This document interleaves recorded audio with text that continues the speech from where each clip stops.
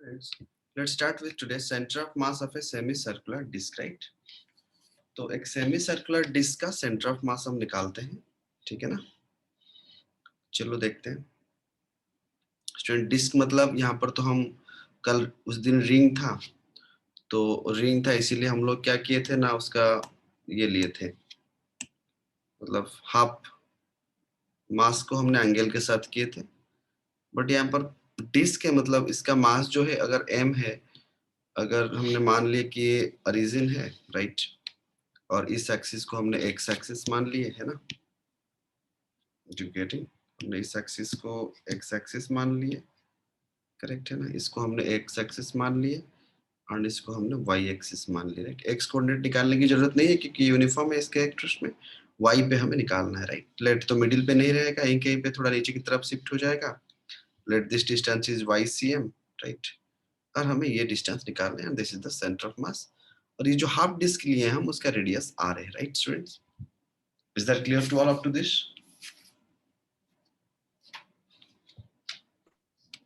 Yes, sir. Okay,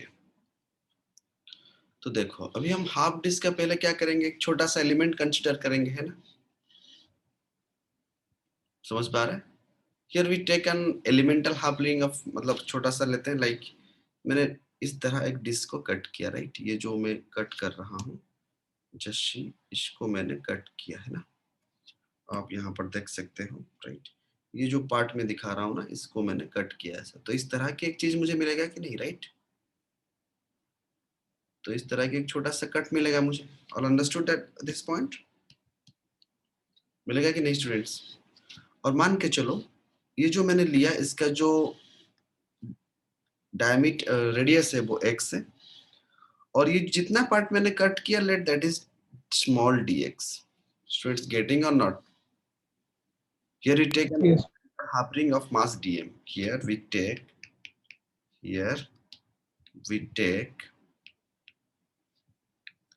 an elemental,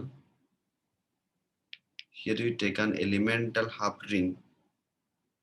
तो वो half ring की तरह दिखेगा कि नहीं students? Yes sir no?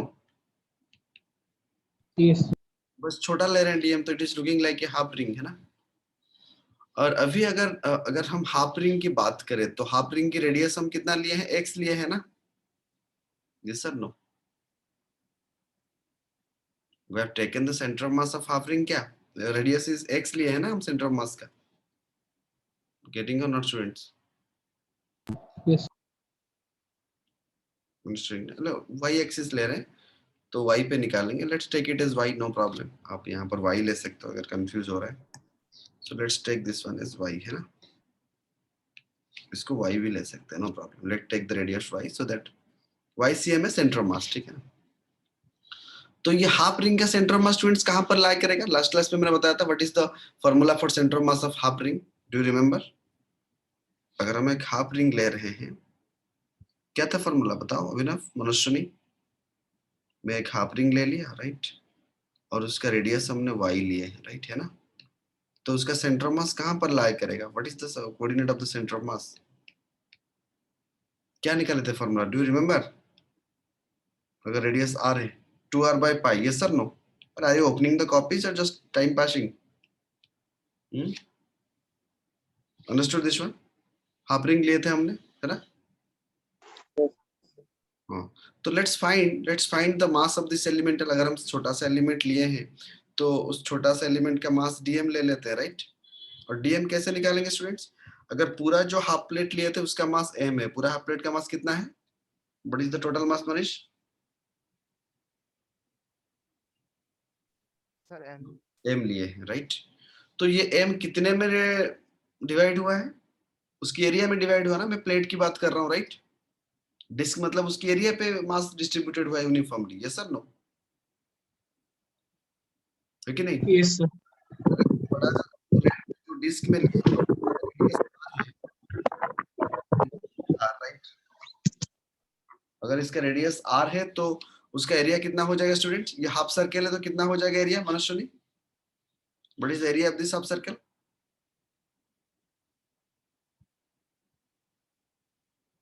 Ayush, Abhinav, what is the area of half circle?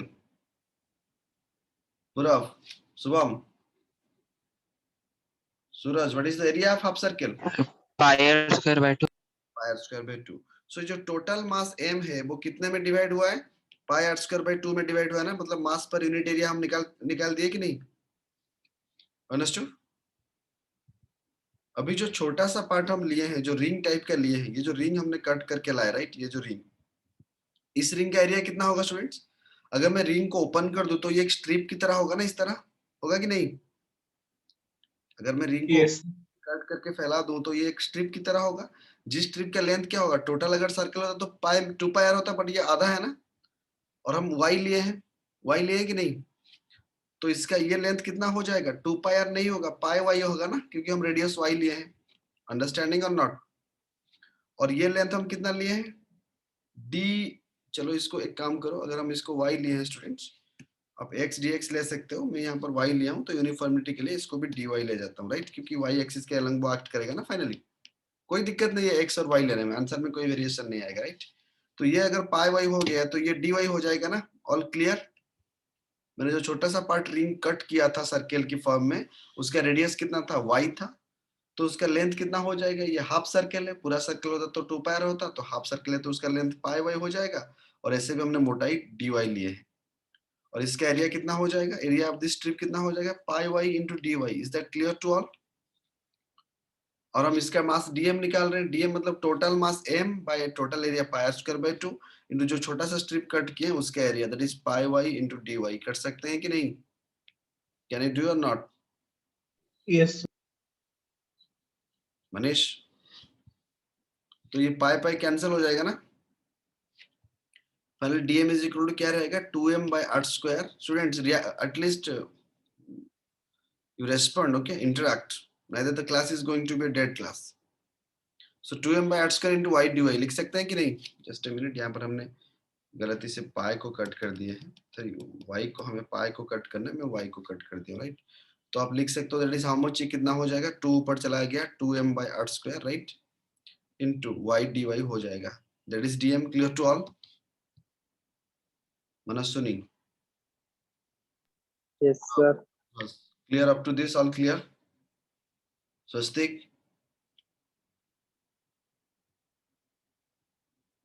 Swastik, Yes, sir. Clear. understood? Manaswini, understood? Just write this much. Just write. You know you are not writing. Just write. वैसे भी हमने क्या बताया था मैंने last class? Centre of mass अगर निकालेंगे y c कितना है?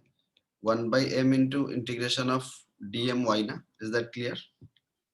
ये निकाले थे कि नहीं? फॉर्मूला बताया था ना मैंने। तो 1/m डीएम के बदले में Yes, sir. क्या? 2m by r square into y d y लिख दिए। और स्टूडेंट्स ये जो y है, ये जो y है, इस y के बदले में क्या लिखेंगे हम? बताओ। ये जो y है ये कौन सा डिस्टेंस है? ये y जो है वो रिंग जो लिए हैं हम, जो रिंग पार्ट हमने लिए हैं जिसका छोटा मास dm है, उसका सेंटर ऑफ मास का डिस्टेंस लिखेंगे ना students.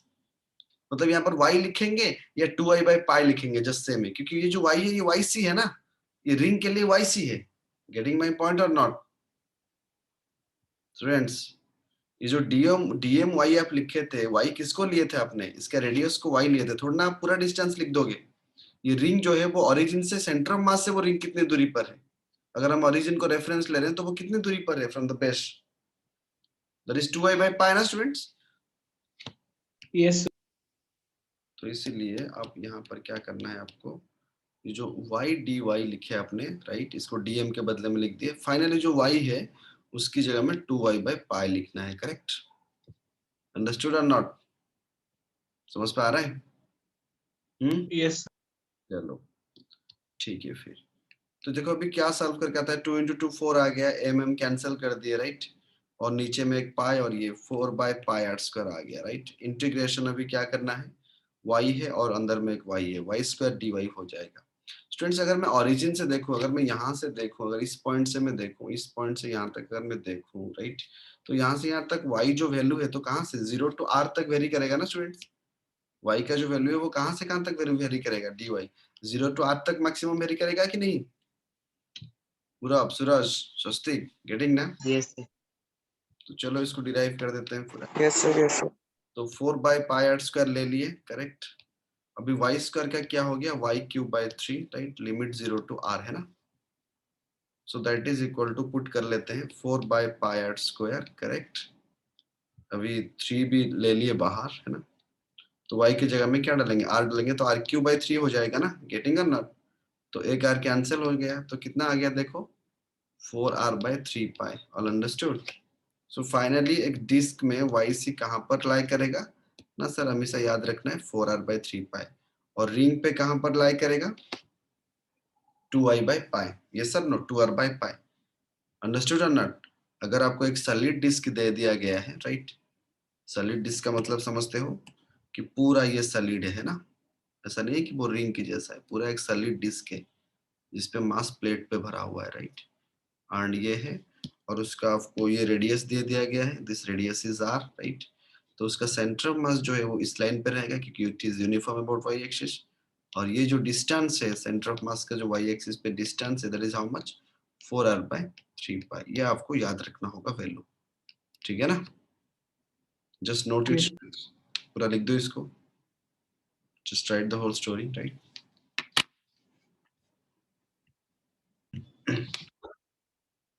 But like that we can derive the center of mass of various object, right. Next guide, right, center of mass of solid hemisphere, right. Will not derive the rest cases, you just try and ask me the doubt if you are having the derivations. Center of mass of solid hemisphere, right, center of mass of solid hemisphere है ना, this is center of mass of solid hemisphere. Student, solid hemisphere मतलब समझते हो ना, इस तरह कुछ, right, yes और नो। इसका सेंटर कहीं पे रहेगा, this is the radius are, है ना। और ऐसे भी आप इसको अगर हम कोऑर्डिनेट के हिसाब से आपको दिखाएं तो आप ये वाला लाइन को एक्स एक्सिस ले सकते हो, राइट, और इसका ये वाला एक्सिस को आप वाई एक्सिस ले सकते हो, करेक्ट, है ना। और सेंटर ऑफ मास यही कहीं पे लाई करेगा from the base, let that is Y C M, and for now you remember that Y C M is equal to 3r by 8। तो सॉलिड हेमिस्फीयर के लिए यहीं पे लाई करेगा 3r बाई 8 पे, राइट, लिख दिए। चलो फिर ये सॉलिड हेमिस्फीयर हुआ, राइट। फिर centre of mass of hollow hemisphere है ना, next right, centre of mass of hollow hemisphere,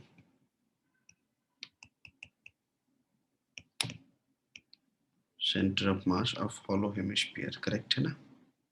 तो स्टूडेंट hollow hemisphere मतलब देख सकते हो आप, मतलब जैसे कि आप नारियल को तोड़ दो आधे से, राइट, तो उसका पूरा मतलब जो कवर रहता है ना, हाफ कर दो उसको, उसको बोलते हैं, राइट। और ये होलो मतलब थोड़ा सा तो सॉलिड नहीं है, तो बेटा थोड़ा सा तो लेंथ रहेगा, राइट, और इस तरह हुआ है, उसके बेस पे भी कुछ ऐसा रहेगा, राइट, है ना, correct.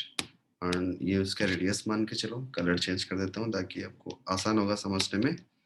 Late this is the radius R, और इसका भी वही यूनिफॉर्म अबाउट दिस एक्सिस, इस तरफ जितना उस तरफ जितना, यहाँ पर भी आप एक्स ले सकते हो, यहाँ पर भी वाई ले सकते हो, और यहाँ पर भी आप सॉलिड हेमिस्फीयर में ये वाई सी एम डिस्टेंस है, एंड यहाँ पर कुछ दिक्कत नहीं है, Y C M is equal to nothing but R by 2। आपको सारे फार्मूलास याद रखना होगा, राइट। ये क्या, किसका, centre of mass of hollow hemisphere, right. Next right, centre of mass of solid cone and hollow cone, right. Next right, centre of मास, देखो इसको देखते हुए, center of mass of solid cone, center of mass of solid cone, right, है ना। सो solid कोन का ये मतलब है कि चलो स्टूडेंट्स एक सॉलिड कोन बना देते हैं, जैसे कि मतलब आइसक्रीम पूरा भर जाता है जैसे अंदर से, आप बहुत सारे एग्जाम पूछ लेते हो सॉलिड कोन की, राइट, ये पूरा सॉलिड है ना, इसको हम भर सकते हैं, you can fill it like solid cone है ये, right, this is solid cone, है ना, पूरा इस तरह से। और this is also symmetric about this, right, है ना।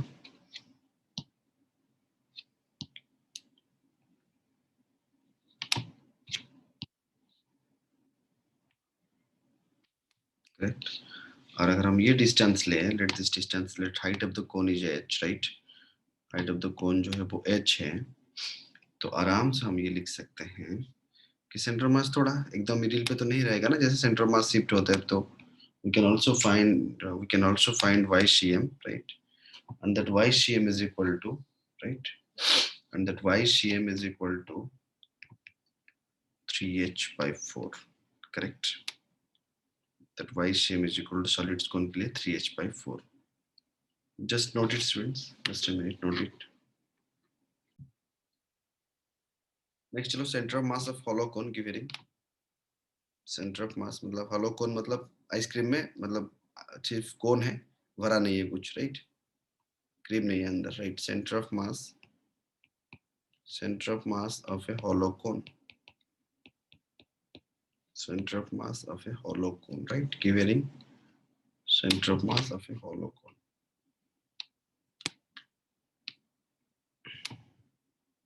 है ना, तो पूरा कोन hollow है,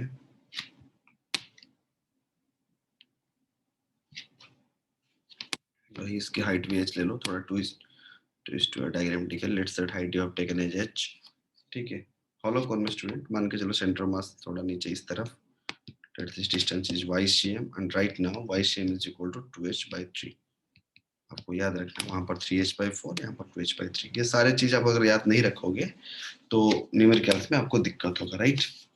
तो ये सारे सेंटर ऑफ मास थोड़ी ना एग्जाम पे पड़ेगा कि आप you find the centre mass of this and that, क्योंकि उसकी एप्लीकेशंस की बेस्ड के ऊपर क्वेश्चन होगा, राइट. तो चलो एक दो क्वेश्चंस करते हैं, सो दैट थोड़ा एक बेटर क्लैरिटी आएगा. दो एग्जांपल्स ले लेते हैं, लेके फिर हम क्लास को रखेंगे, ठीक है. Let's take two examples. चलो एक दो एग्जांपल्स ले लेते हैं. जस्ट क्वेश्चन को लिखो students, just write the question.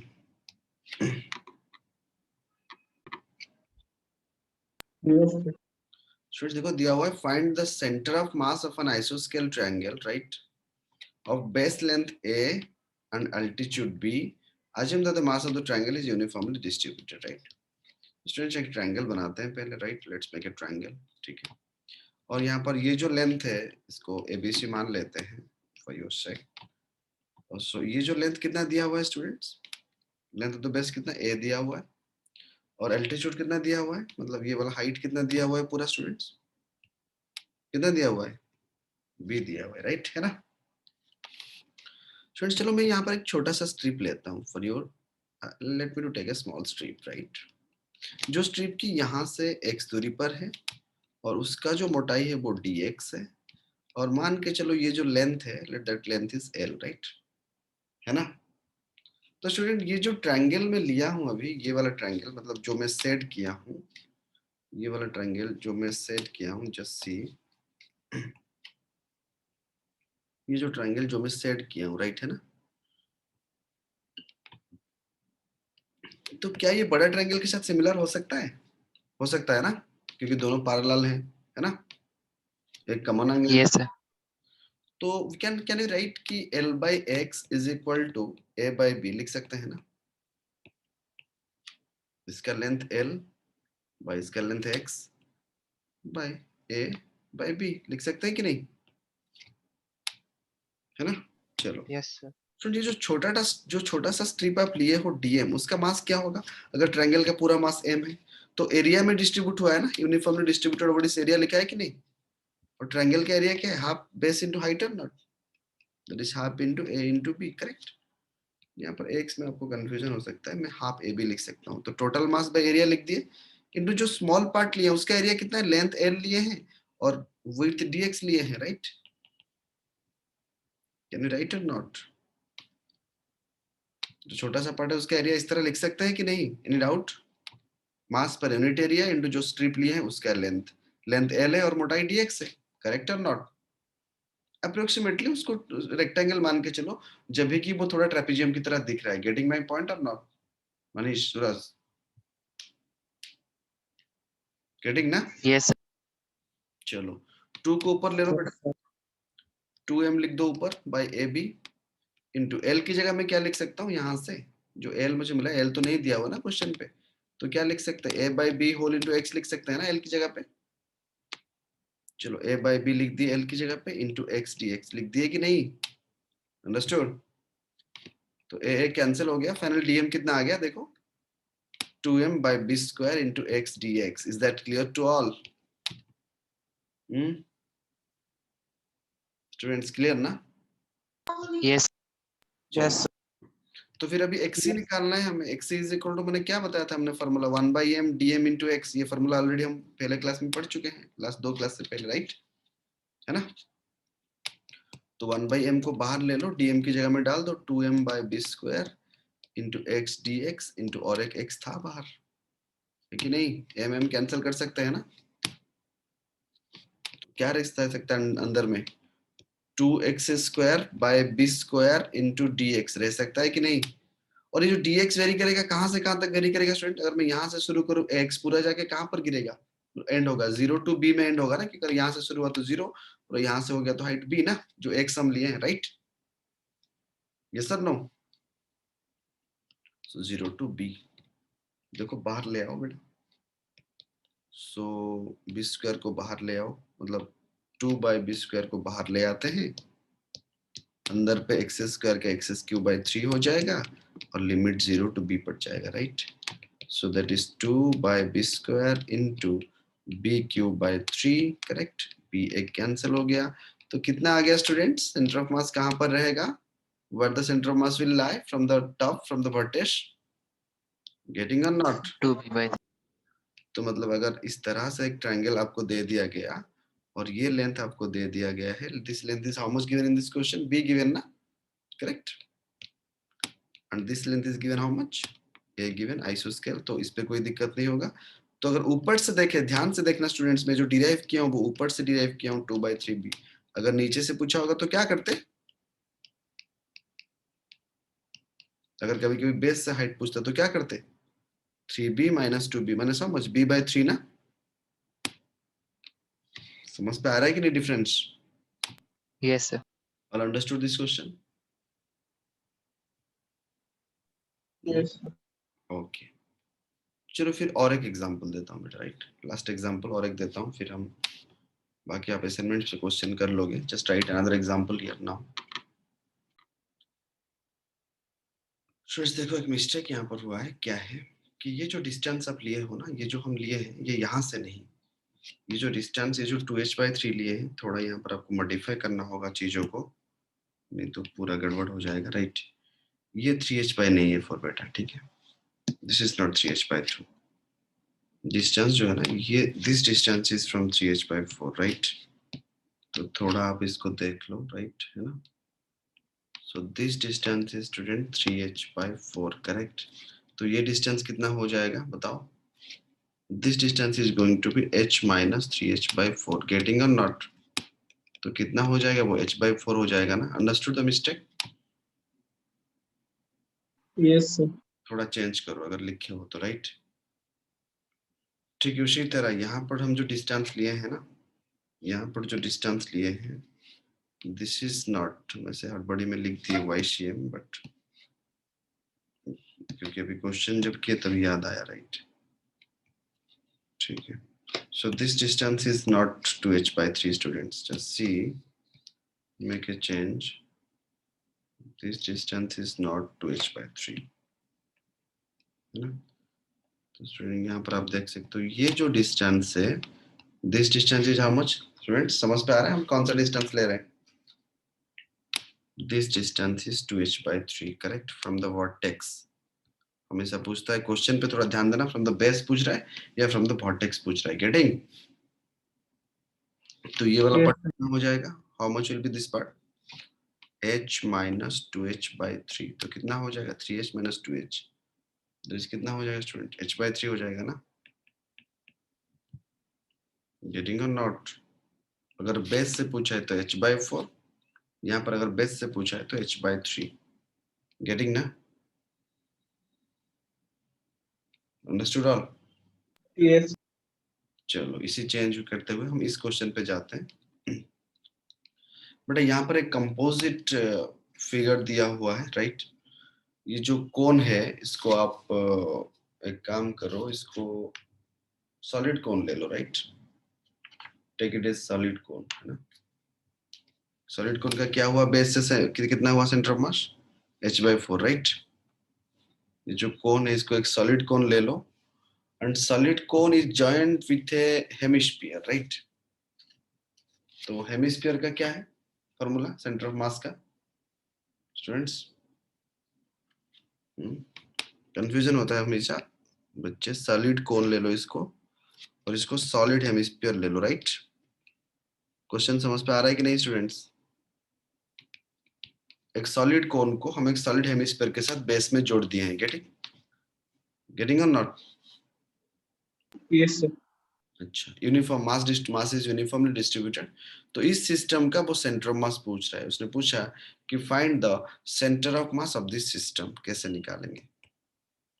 Find the centre of mass of this system, find the centre of mass of this system, got it, है ना। इस सिस्टम का सेंटर ऑफ मास निकालो। चलो स्टूडेंट्स देखते हैं इसको।